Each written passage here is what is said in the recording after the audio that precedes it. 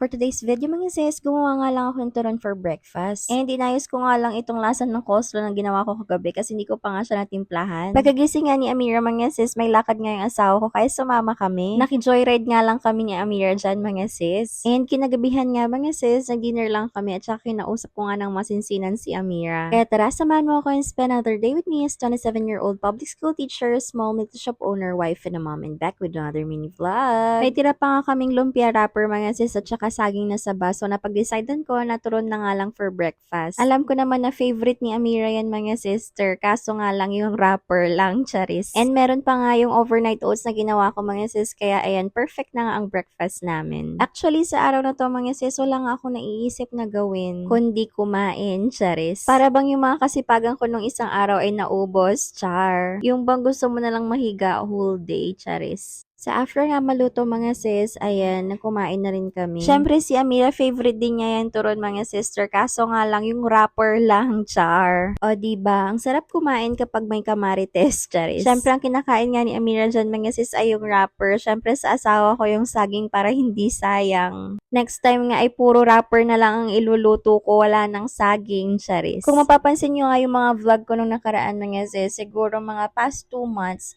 ang payat nga ni Amira kasi nga siguro na nagja-jogging kami at saka nagbabike siya. Pero ngayon nga, nasa bahay na lang mga sister at puro kain, char. Sa after nga namin maligo ni Amira mga sis, inayos ko na nga tong coleslaw na ginawa ko kagabi. Talagang ini-slice ko nga lang yung kagabi mga sis kasi ngayong umaga ko nga yan talaga titimplahan. So ganito lang talaga ako magtimpla ng coleslaw. So may mayonnaise siya, may lemon, may salt, may pepper, tsaka naglagay ako dyan ng konting sesame oil. So bahala nga kayo kung gusto nyong gayahin ito mga sister. Pero sa akin, okay na nga yung ganitong timpla. I-share nyo nga sa akin yung mga recipes nyo sa ganito mga sister para magaya ko naman next time. Actually, hindi ko pa nga naman talaga kakainin lahat yan mga sister. Titikman ko lang yan pero mga ilang beses kong titikman char. Pero ayun nga, mura kasi ang repolyo ngayon mga sister. Parang 30 pesos ang laki-laki na nga niya. So after ko nga gumawa dyan ng coleslaw mga sister, ay umakit na rin ako kasi nga si Amira baka magising. Kapag umigising nga sa hapon si Amira mga sis, alam niyo ba ang tanong niya sa akin? Napicturean mo ba ako mama? O diba? Since aalis nga yung asawa ko mga sister, sabi ko nga isasama kami, charis. So ayan, kahit na nga umuulan mga sister, ay for the go pa rin tayo kasi hindi ko na nga alam kung ano itsura sa labas. Hi guys! Mama, loud siya. Vlog kami. Hi guys! Magdi-deliver kami ng fish sa Calasiao. So it's it's 5 o'clock, 4:40 to be exact. Ayan. Ayun no. Nandyan yung i-deliver naming fish sa may Calasiao. At dahil bored na kami ni Amira, sumabit kami kay Papa. Biglaan. Kaya ayun. Ginising ko pa nga si Amira. See you later guys!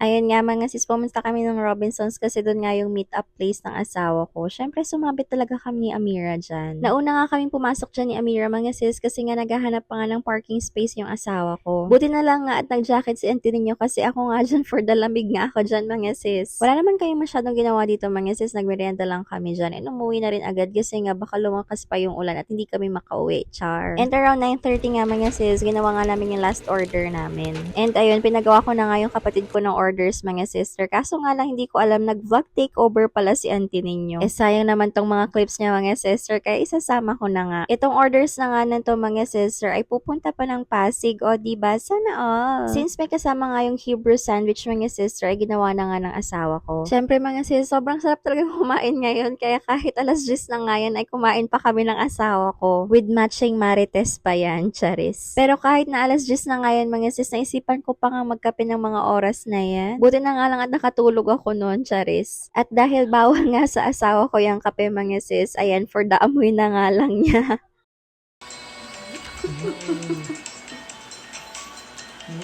Sarap?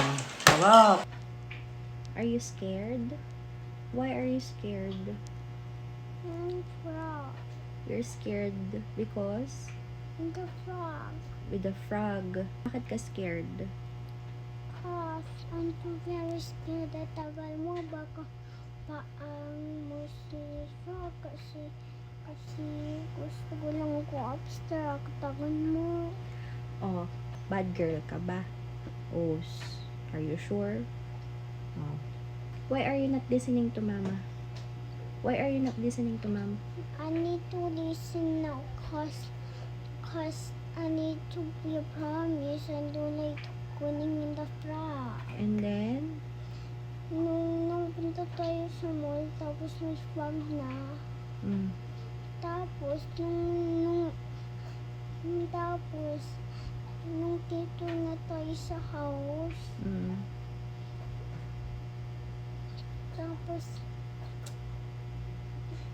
tapos pag may frog na, pag scared ako. oh, what will you say to mama? I'm sorry. And, what else? I'm not going to do it again. What? I'm going to do it again. Promise? Swear? Oh, you're not going to do it again, okay? So you always listen to mama and papa, okay? Ayan nga mga sis, nakukuha naman sa masinsinang usapan itong si Amira. So kapag may ginagawa ngang kasalanan si Amira, mga sis, kinakailangan ko nga ipaintindi sa kanya ng mabuti. Kasi nga, bata pa naman sila, medyo hindi pa malawak ang kaisipan nila. Anyway, thank you so much guys kung nakaabot na nga kayo sa part ng vlog ko na ito. And it would really help me if you'll react, leave a comment, and share this video. So ayun lang for today's video. Thank you guys for watching. Bye!